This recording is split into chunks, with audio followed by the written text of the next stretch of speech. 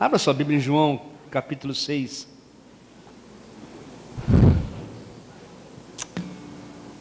Cara, se tem um cara que eu quero ver no céu é João, meu. Deixa Paulo para lá, deixa Elias para lá, eu quero falar com o João. Reclamaram que eu falo baixo aí atrás, é verdade? Agora vocês ouviram, né? Quando eu falo que eu estou errado, vocês escutam bem, né? João 6, 38. Vamos colocar de pé mais um pouquinho? Eu sei que essa cadeira é meio difícil de acertar aí e tal. 6,38.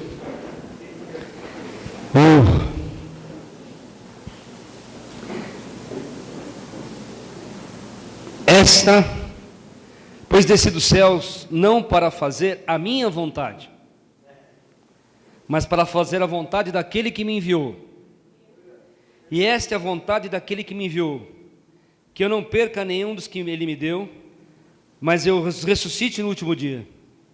Porque a vontade de meu Pai é que todo aquele que olhar para o Filho e nele crer, tenha a vida eterna, e eu o ressuscitarei no último dia. Pai, obrigado pela Tua palavra nessa manhã. Nós queremos ouvir a Tua vontade e viver dentro dela, em nome de Jesus. Amém. Uma coisa que eu gosto nesse texto, e importante eu acho, Jesus não fez a sua própria vontade. E constantemente ele dizia: meu Pai trabalha até agora e eu trabalho também. Meu Pai que faz, sem mim nada podereis fazer. Por exemplo, na oração do Pai Nosso seja feita a tua, assim na terra.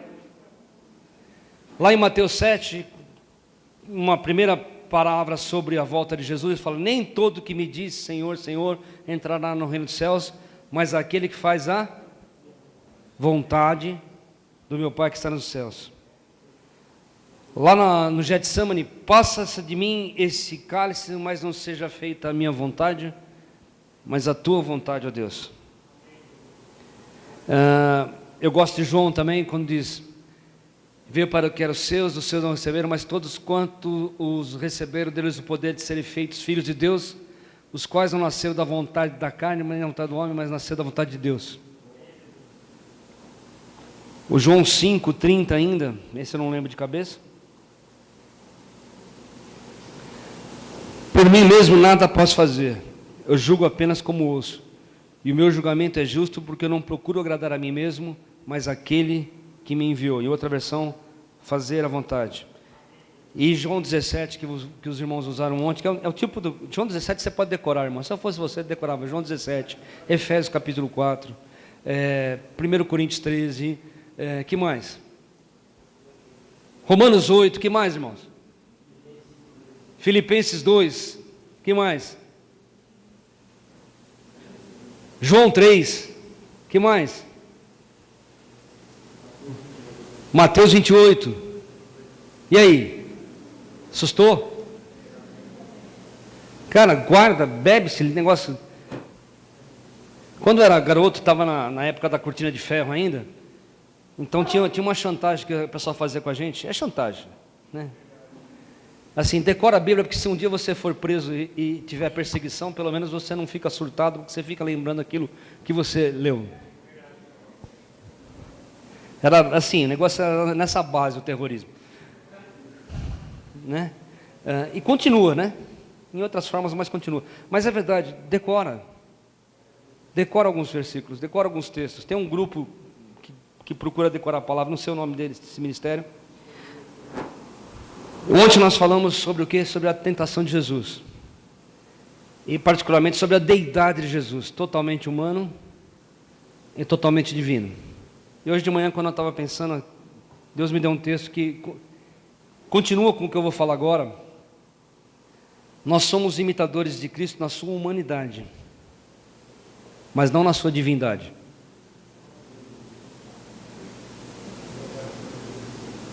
Você leva essa é o final, é o resumo. Se você guardar isso, eu te agradeço. Nós somos imitadores de Cristo na sua humanidade, não na sua divindade. Então eu tenho muita dificuldade com pessoas que querem ser divinas demais. Quando o cara quer se divinizar, principalmente alguns pregadores. A tentação de Jesus é essa coisa de ele lidar com a nossa humanidade.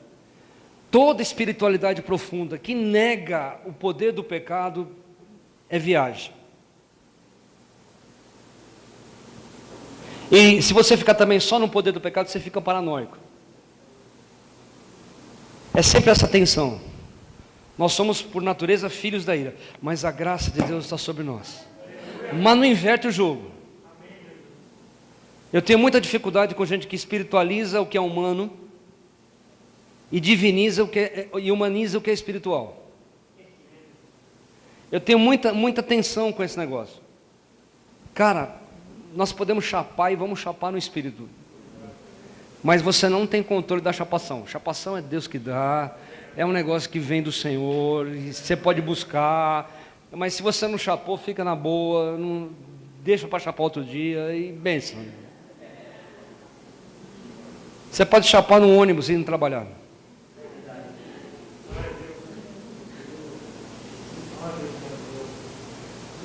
Em 1990, eu estava trabalhando em Jundiaí, e naquelas crises de levantar 5 horas da manhã para ir trabalhar com tanta coisa para fazer para Deus. E no ônibus, eu falei, Deus, o que eu estou fazendo? Sabe aquela pergunta que você faz de manhã? O que eu estou fazendo aqui? Alguém já fez essa pergunta de manhã?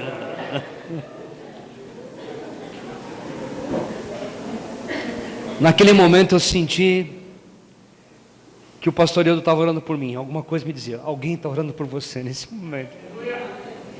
Cara, eu chorei naquele ônibus. Porque a graça de Deus estava me visitando naquele momento. Tempos depois eu voltei a trabalhar na Barra Funda. E de novo, cara, o que eu estou fazendo aqui? E eu fui para o banheiro, olhei para o espelho e o Espírito Santo falou para mim, eis que eu farei de você um pastor segundo o meu coração. Eu voltei a trabalhar, voltei a fazer meus projetos para a glória de Deus. Mas eu tinha consciência que Deus tinha alguma coisa na minha vida. Então, cara, você chapa em cada lugar de um jeito, né? Somos imitadores de Cristo na sua humanidade, não na sua divindade. E Jesus fez a vontade do Pai. Você está com um problema com a sua vontade? Bem-vindo ao time daqueles que estão andando com Jesus. Se você está com dificuldade com a sua vontade, você fala, minha vontade era outra, Senhor. Eu queria, passa de mim esse cálice. Jesus Jesus lidou com isso também.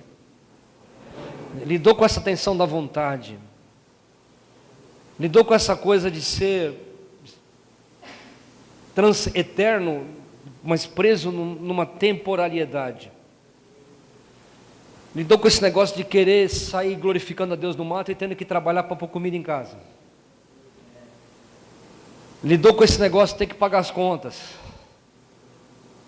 Até os impostos, né? Dai a César o que é de César. Jesus, você podia perder essa, cara. Essa por mim, se eu fosse fazer a minha versão, eu não punha. Né? Lidou com a vontade. E agora eu quero que você abra um texto para mim que eu acho muito importante nessa coisa, que a vontade de Deus ela passa em dois aspectos. E de novo, a gente tem que equilibrar isso. Marcos capítulo 8. Eu já preguei isso várias vezes, mas eu vou falar de novo. O Evangelho de Marcos é provavelmente o primeiro evangelho que foi escrito. Ele é o evangelho do movimento. Jesus está andando. Ele é o vencedor, o Senhor que venceu. Enquanto Mateus está tentando provar para os judeus que Jesus é o Messias, né? Então, provavelmente Mateus usaria a Bíblia que o Mateus está usando aqui. Que eu achei um erro de tradução ali, porque quando ele chama Jesus é o Cristo, o Senhor, ele põe Messias, mas Senhor e Messias não é a mesma coisa, é outra, né? Kyrios é mais do que negócio, mas depois a gente discute isso aí. Ele lia a Bíblia messiânica, digamos assim, mas Marcos era para o povo romano, e Marcos está numa pegada mais forte. Lucas é mais para os gregos, ele já está mais transcendente. Marcos tem uma subida assim, capítulo 8, 9 para frente começa a morte. Então, bem no meio do livro, 8, tem 16 capítulos, final do 8, começo do 9. Tem uma chave que eu acho que nós temos que entender lá na Bíblia. Assim como na tentação, eu encontro essa coisa nesse texto. Vamos lá. 8.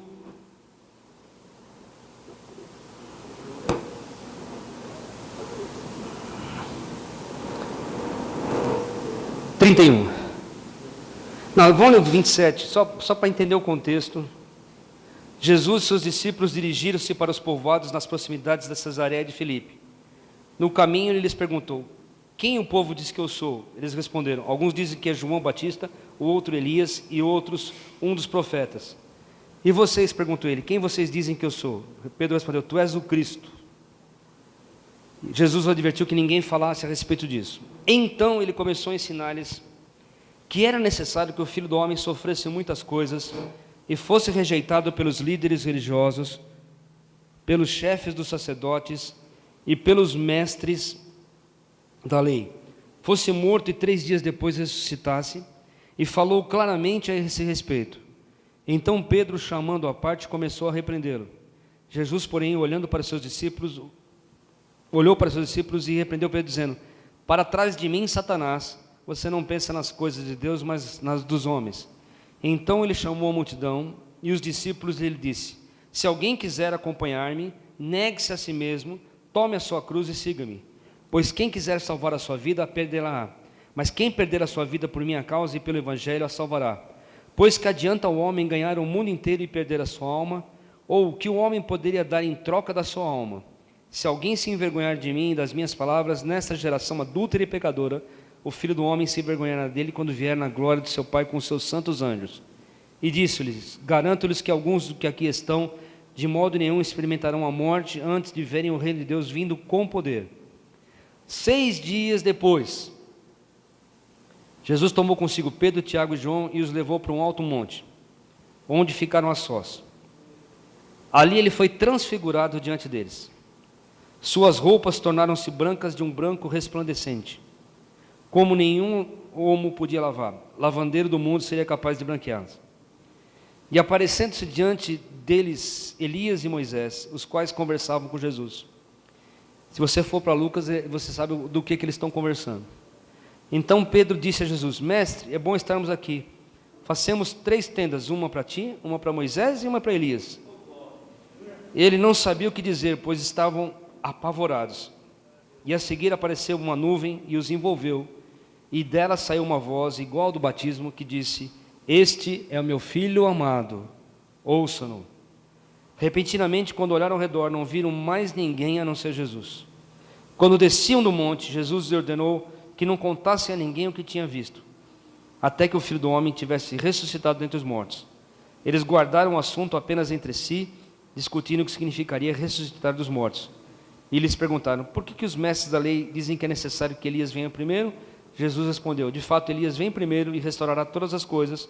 Então por que está escrito que é necessário que o Filho do Homem sofra muito e seja rejeitado com desprezo? Mas eu lhes digo, Elias já veio e fizeram com ele tudo o que quiseram, como está escrito a seu respeito. No meio do Evangelho, de um lado, no primeiro discurso, ele está dizendo assim: tome a sua cruz e siga-me. Essa é a nossa parte humana. Tomar a cruz e seguir. E aí tem um quadrinho lá para a gente. O Peterson chama isso de dimensão ascética. Ascética é a negação. É o que nós negamos. Lembra que eu falei que nós vamos estar trabalhando nesses dias? O que Jesus não fez. O que Jesus não fez. Jesus não fez a vontade própria. Jesus não cedeu à tentação. Jesus tinha uma dimensão ascética, que é um convite para a renúncia. Irmão, se você quer chegar mais perto de Deus, quero te ver, quero entrar em tua presença, quero chegar na sala do trono, você vai passar por uma coisa chamada renúncia. Doeu? Se não doeu, era para ter doído. Renúncia é o não de Deus em Jesus. Não para meu jeito humano de viver. Não para a vida na carne. Não para as coisas da carne. Não para as coisas deste mundo. É a espiritualidade do caminho. Você continua fazendo. Amém? Nós temos um retiro uma vez por ano, mas para cada hora de retiro, brincando, deve ter umas 4 horas de preparação. Ou mais. Os irmãos que cozinham, elas espanam, literalmente. Nós estamos com 2 equipes para poder aguentar o tranco, se revezando, porque a pegada é... E são pessoas que, segunda-feira, eles não vão dormir, eles vão para o trabalho deles, vão encarar outro rojão, vão carregar a cruz deles. É o do caminho. Então eu sigo a Jesus, não os meus próprios impulsos, não os meus apetites, não os meus caprichos, não os meus sonhos, porque eles foram prejudicados pelo pecado. E até a minha espiritualidade é prejudicada pelo pecado. Eita Deus. Lembra que dizem os homens que eu sou? Quer dizer, qual que é a imagem que vocês têm de mim? Irmãos, nós infelizmente, a primeira imagem que nós temos de Jesus é uma imagem distorcida. É uma imagem idólatra. E Jesus tem que quebrar essa imagem em nós para poder mostrar quem Ele realmente é. Alguns de nós têm uma imagem de Jesus, Papai Noel, me dá presente, me dá presente, me dá presente. Alguns de nós têm uma imagem de Deus, um capataz que me faz apanhar para a vida. Alguns de nós têm uma imagem de Deus estranha, esquisita. E você pode ver que a nossa imagem de Deus às vezes reflete na nossa forma de cantar. Pessoas que têm uma fé combativa gostam daquela música de massacre, de arrebentar, vou pisar nos meus inimigos, pisar na cabeça deles, destruí-los, os matarei, por 7 caminhos sairão, e por aí afora. O pessoal parecido com Elias é mais amoroso, lindo, lindo, lindo, lindo. O pessoal do João Batista é mais santidade mais e mais, né? Aquela coisa mais radical. Nós temos imagens de Jesus, e essas imagens não necessariamente correspondem à realidade.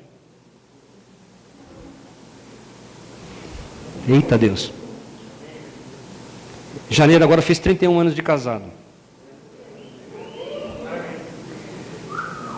Em 31 anos eu mudei bastante.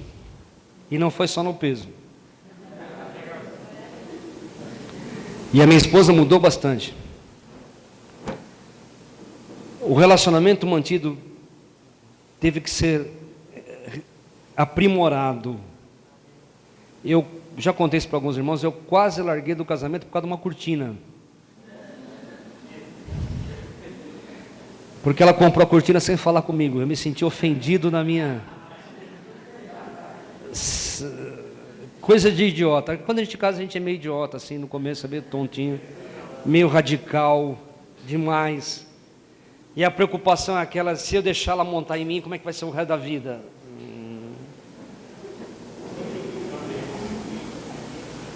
Como é que ela me traiu? Nós estamos todos juntos. Era uma projeção, ela não me traiu, ela não tentou me enganar. É que o valor para ela era outro. O jeito que ela encarava aquilo era de outra forma. E se eu não fizesse o esforço de entender que ela enxergava aquilo de outra forma, eu não ia poder amá-la do jeito que ela tinha que amá-la. E ela teve que fazer um esforço de entender o que eu não gostei também. Ou seja, após o casamento você vai deconstruindo algumas imagens e construindo imagens mais perfeitas, mais completas. E ainda hoje, de vez em quando, você se surpreende com alguma coisa. Nossa! Porque o nosso conhecimento é limitado. Irmão, estou falando de relacionamento humano. Quanto mais relacionamento divino. Conhecer o coração do Pai. Como é o coração do Pai?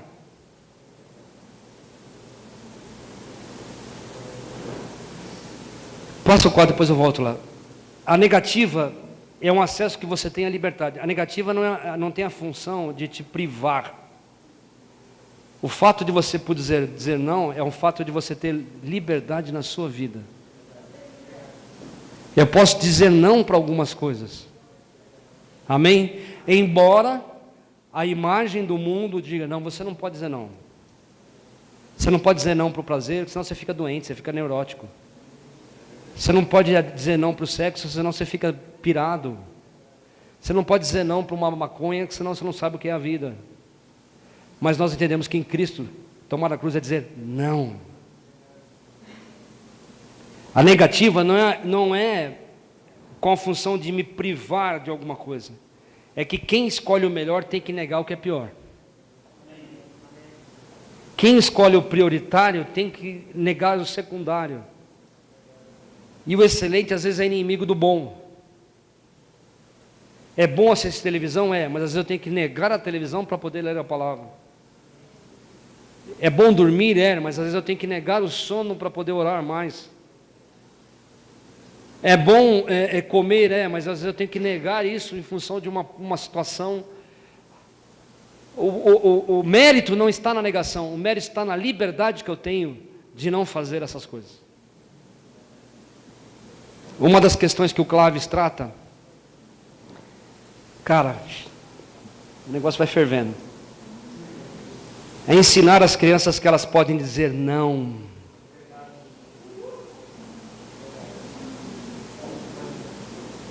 O Clóvis é um ministério de prevenção de abuso sexual. Nós vamos ter um curso em maio na nossa igreja. É preparar e dizer, você pode dizer, aqui não, desse jeito não, eu não quero. A televisão chega a ser irônico, porque uma festa que nem um carnaval, a escola fez aquela propaganda lá, do redondo, do quadrado, do não é não, aquela coisa, mas cara, você entrou num... Bem, fica quieto, não consigo achar um adjetivo adequado para o ambiente.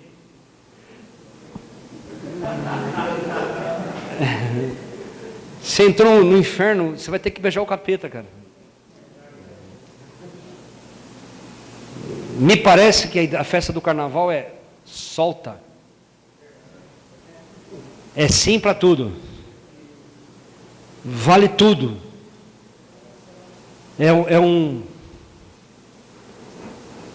Quando o pessoal fala da cultura, né, eles falam é homogeneização social. Não, é homogeneização carnaval. Então, assim, dias que eu tenho o direito de dar vazão às minhas paixões. Só que, infelizmente, as responsabilidades virão. Não, é uma liberdade. A arte de dizer não nos liberta para seguir. Esse é o último quadro, né? Tem mais um. Não é negação da vida, é tirar o ego que quer se tornar Deus. Pascal fala uma coisa interessante. Deus fez o homem à sua imagem e semelhança e o ser humano retribuiu. Criou os ídolos. Por isso que Deus às vezes tem que responder não para você. Às vezes a sua oração não é ouvida e você não entende por quê. Porque você está orando para um Deus que não é verdadeiro. Está orando para a projeção do seu ego.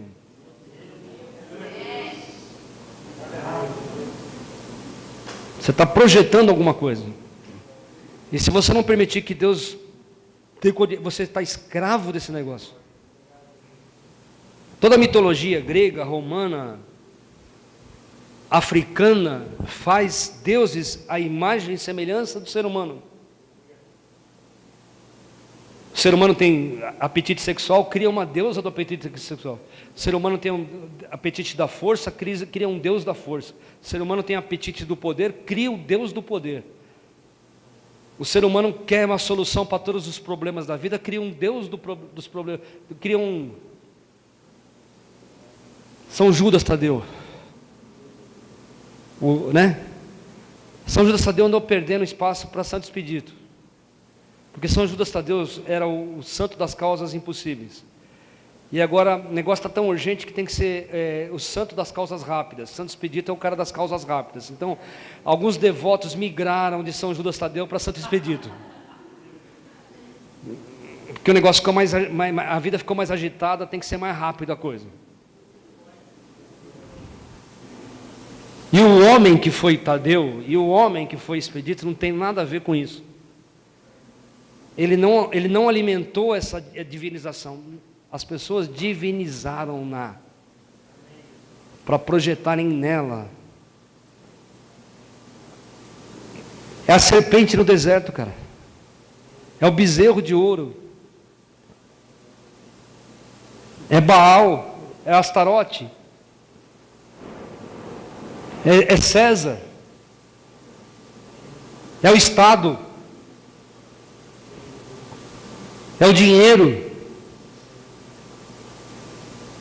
Se a gente diz que as mortadelas amam o Estado, os coxinhas amam o dinheiro. Então os dois são idólatras.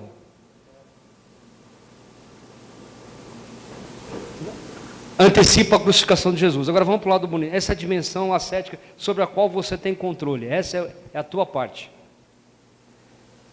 Toma a cruz e siga-me. Eu gosto daquela cerimônia do casamento. Renunciando a todas as outras. Ou renunciando a todos os outros. Né? É uma renúncia. É uma escolha. Se por um lado o convite de Jesus é para a renúncia, a transfiguração é um convite para a beleza. É o sim de Deus em Jesus. Ai, tá coisa boa. A vida seria muito amarga se fosse só esse negócio. Seria insuportável viver a vida da cruz. Não dá para viver só a vida da cruz. De vez em quando o céu abre e o Senhor nos transcende, nos chama, nos busca para aquilo que Ele está dizendo.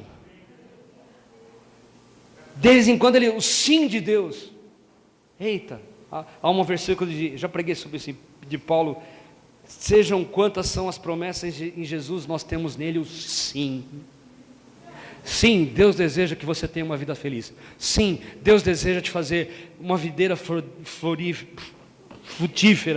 junto à ribeira das águas. Sim, o Senhor te amou de uma forma incomparável. Sim, o Senhor quer te ver lá no céu. Sim, o Senhor cura as nossas feridas. Sim, o Senhor nos ama. Sim, o Senhor ama a sua igreja. Sim, o Senhor quer ver as pessoas salvas. Sim, o Senhor te promete prosperidade. Não essa prosperidade do mundo, mas a prosperidade que Deus tem para a tua vida. Sim, é a montanha, é o subir. Não é o caminho. É uma beleza de tirar o fôlego. Esses dias eu fui nas férias, eu fui para Santo Antônio do Pinhal. E depois baita num monte de buraco lá, você chega lá em cima, aquela visão que você está no lugar mais alto da cidade, e você vai ao Vale do Ribeira, você vai olhando e vai vendo cara, que visão, que coisa. Você fala, meu Deus, parece que você chegou no topo do mundo, né?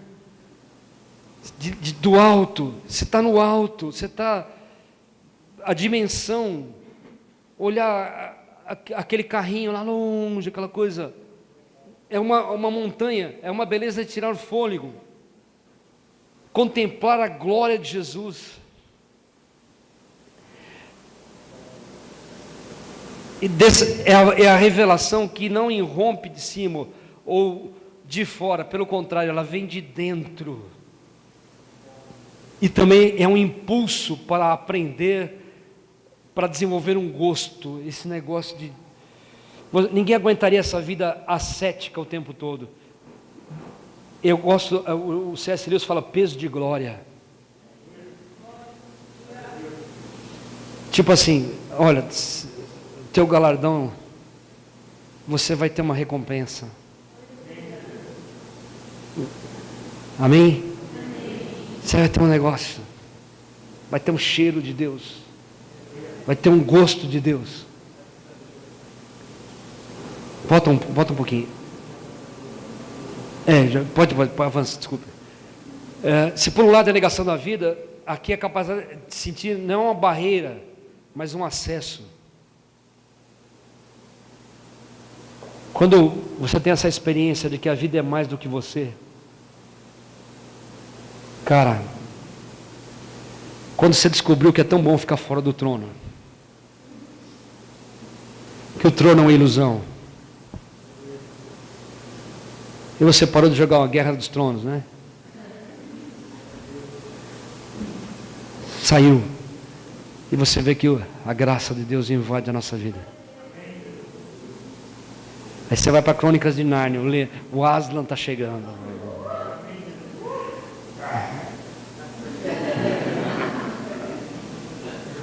Antecipa a ressurreição de Jesus.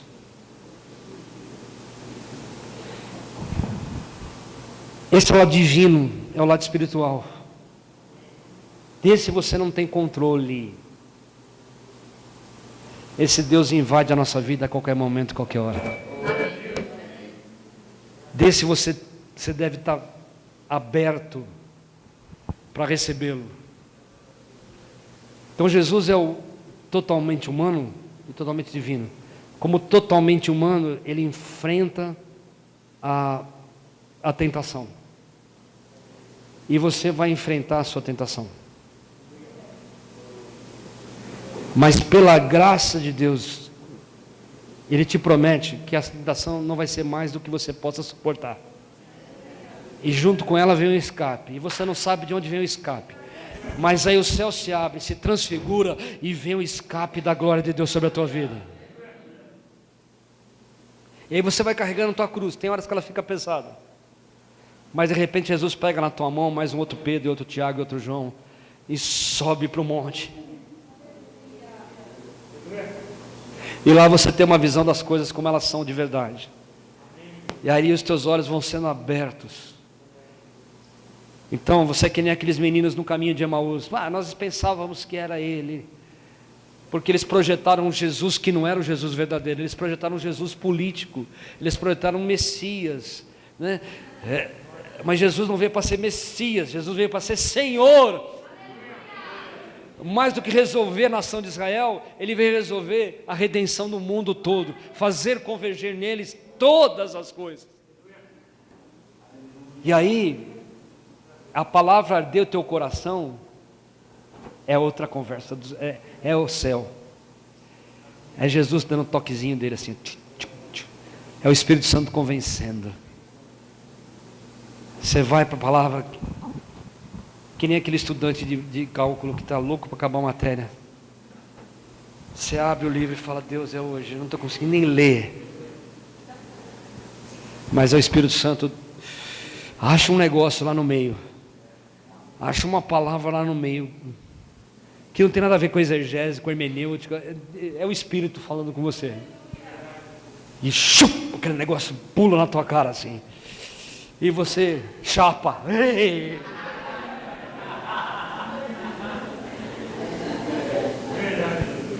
Estava aqui esse negócio, eu não sabia. Você vem para a igreja, e você vem com uma cruz que está pesada. Aí os irmãos começam a louvar, a igreja começa a louvar. E eu não estou falando daquele louvor que restitui, nada disso. Estou falando daquele louvor para Ele. Não é para nós, não é para o meu ego, para Ele. Deus tem a sua agenda com a gente. Tem as suas promessas, mas a principal promessa é ser parecido com Ele. E nessa coisa sobrenatural, ninguém sabe o que você está passando, mas o Espírito Santo naquele dia falou com um menino lá, vamos por essa música. E aquela música foi a voz de Deus na tua alma.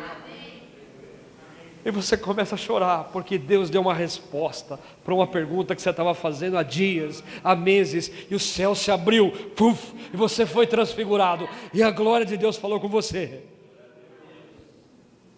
Ou então você está no culto, Deus levanta um louco lá e fala, é isso que o Senhor te diz assim, não sei para quem é, mas é isso.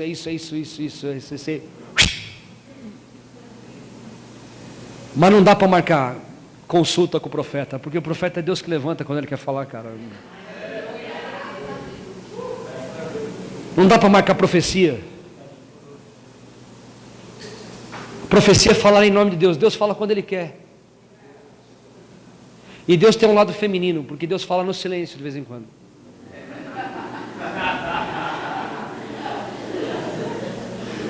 Deus dá aquela gelada básica. Já que você não está me escutando, não vou falar mais. Vê se faz falta para você a minha voz.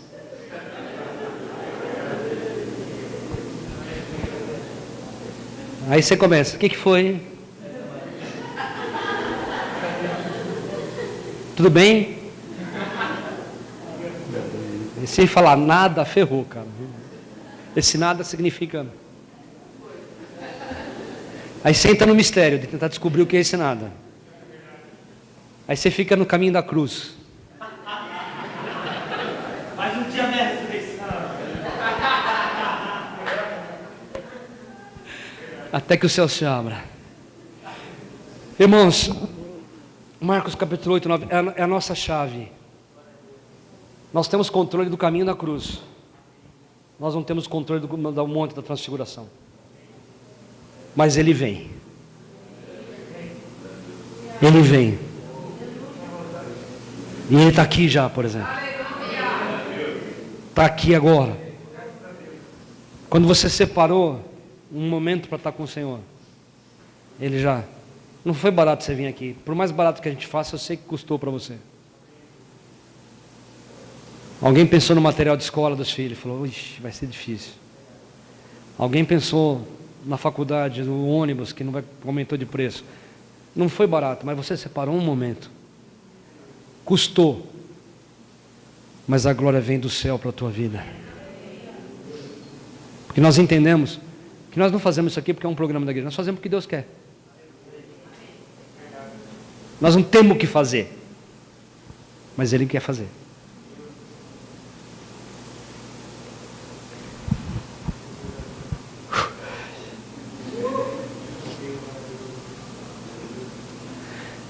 De novo, nós somos imitadores de Jesus na sua humanidade, não na sua divindade.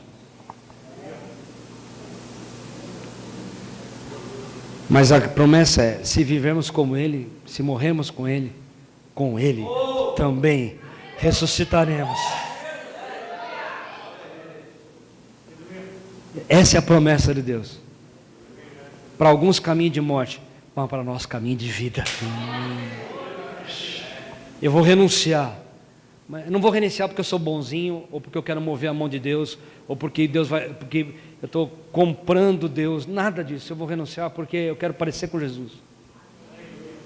Jesus fez isso. Abriu mão da sua glória. Se esvaziou.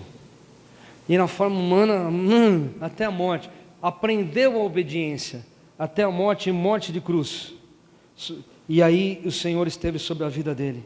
Para a glória do Senhor Jesus.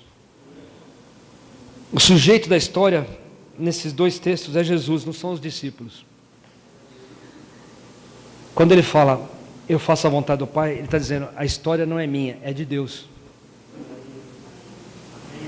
Cara, provável dizer, o homem tem planos, mas o caminho certo vem do Senhor. Como é que é? O coração do homem tem... Mais alto, que eu estou surdo mesmo. O coração do homem faz planos, mas a resposta certa vem do Senhor. Cara, quando você descobre que a sua vida não é sua, aliás, ela não é. Quer ver? Você escolheu onde você ia nascer? Você escolheu seu pai, sua mãe, sua sexualidade, seu gênero sexual? Estão dizendo que dá para escolher, mas biologicamente não. Né? Você escolheu a época que você ia nascer? Você pode escolher com quem vai casar e que time vai torcer. E eu faço uma moção que seja proibido camisa do Corinthians aqui no próximo acampamento.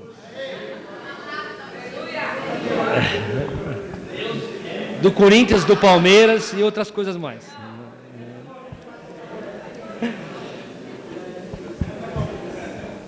Você toda hora se encara com um corintiano, meu.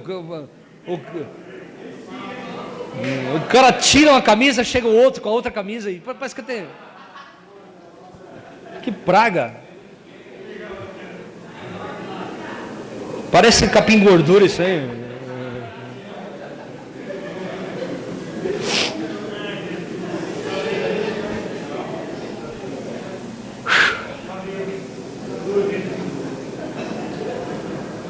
Jesus viveu assim. Eu queria que você, não sei se dá para dividir em grupos, aí tem tempo, eu não sei como seriam os grupos, né? Você pensou naqueles grupos da manhã, mas não sei se o pessoal, para tratar esse assunto, como é que tem sido o seu caminho de cruz e como é que tem sido o seu caminho de transfiguração? Pode ser. Os que carregam mais cruz, carregam mais. Eu acho que a gente pode dividir uns grupos menores, tá? Legal. Qual que é a ideia? Assim, amadurecer isso, porque eu acredito que ainda tem uma palavra doce do Espírito Santo na boca de alguém para a tua vida. Você está pensando que você vive essa luta sozinho? Nós somos muito mais parecidos do que nós parecemos. E sabe, a tua experiência, a tua vitória abençoa outra vida também, em nome de Jesus. A tua ressurreição abençoa o outro. O Tolkien era amigo do C.S. Lewis, né? Contemporâneo do C.S. Lewis, só gente fera. Tolkien, C.S. Lewis, Houston, Carl Hanna, só pessoas assim. O Tolkien, aquela figura do Senhor dos Anéis, do Frodo, cara, aquele é um arquétipo da vida cristã. Um idiota, tontão, simples, simplório, pé feio, mas de um coração simples, que lida com a tentação de usar o mal a qualquer hora. E todo o enredo do filme é ele vencer a tentação de usar o anel do negócio e jogar esse anel fora. Essa é a nossa caminhada, não usar. Eita Deus. Tem um teólogo que escreveu um livro chamado assim, que a serpente não decida por nós. Adão e Eva deixaram que a serpente decidisse. O diabo vai te mostrar muitos anéis de poder. Mas a nossa chegada é chegar até aquele lugar, até matar esse anel lá em cima. E a tua vitória abençoa o mundo inteiro em Cristo Jesus. E a tua derrota também traz problema para todo mundo. A tua renúncia. Então, quando nós convivemos uns com os outros, nós vamos descobrindo que essa cruz é meio comum. E a vida fica mais suave. Porque você sabe o que dói mais? Não é carregar a cruz, é pensar que você está sozinho. Que ninguém entende a tua cruz. Que ninguém sabe a tua dor. Mas ela é muito parecida com a minha. Amém? Amém. Vamos tirar a oferta agora, vocês estão animados, vamos tirar a oferta. Gente, a gente gostaria de discutir isso um pouco mais. O caminho da cruz e o caminho da... Não tem uma pergunta, não tem um negócio. Eu queria que vocês falassem. Se fez sentido para você. Qual que é a tua tentação? Qual que é o peso que você carrega? Voltando sobre a experiência de ontem à noite.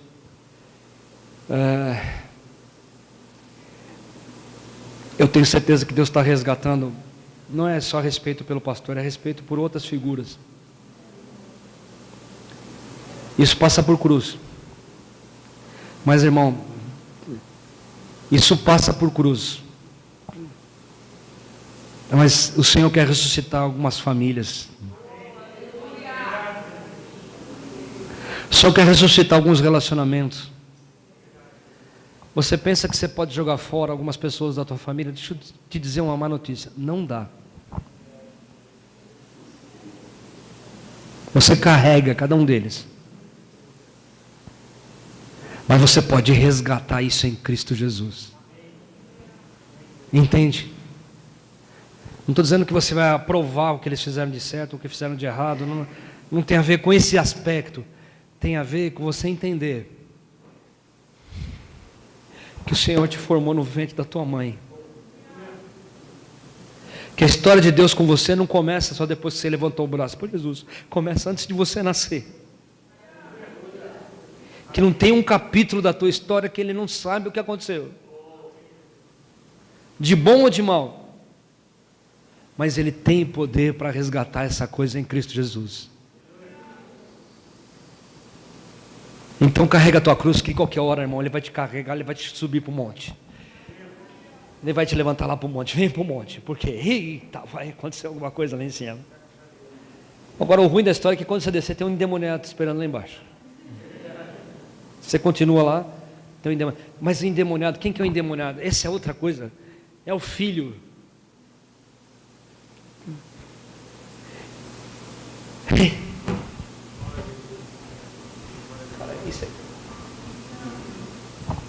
O filho está endemoniado e Jesus trata com o pai.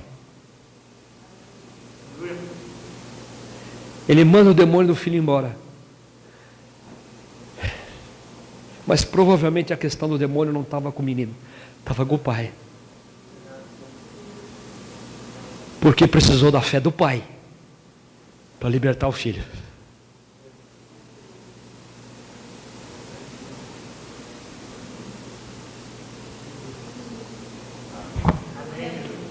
Entendeu? Jesus podia falar para o capeta, sai! Não tinha discussão. Mas ele faz uma entrevista com o pai. O que está acontecendo? Desde pequeno, joga ele na água, joga ele no fogo. Ele range, ele baba, ele grita. Cara, não parece alguma cena que você já viu antes? Não parece algo que você já viu, uma cena como essa?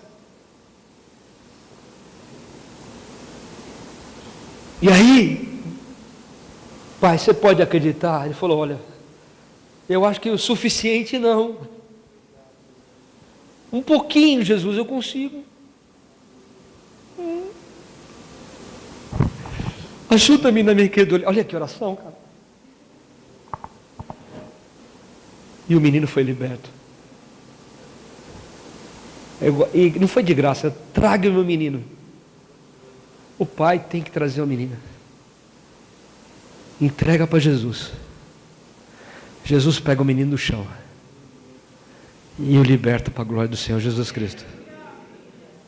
Em outros lugares, só dele chegar, o demônio vai embora. Mas nesse caso, teve que fazer desse jeito. Por quê? Porque não é que o demônio é diferente, é que a família é diferente.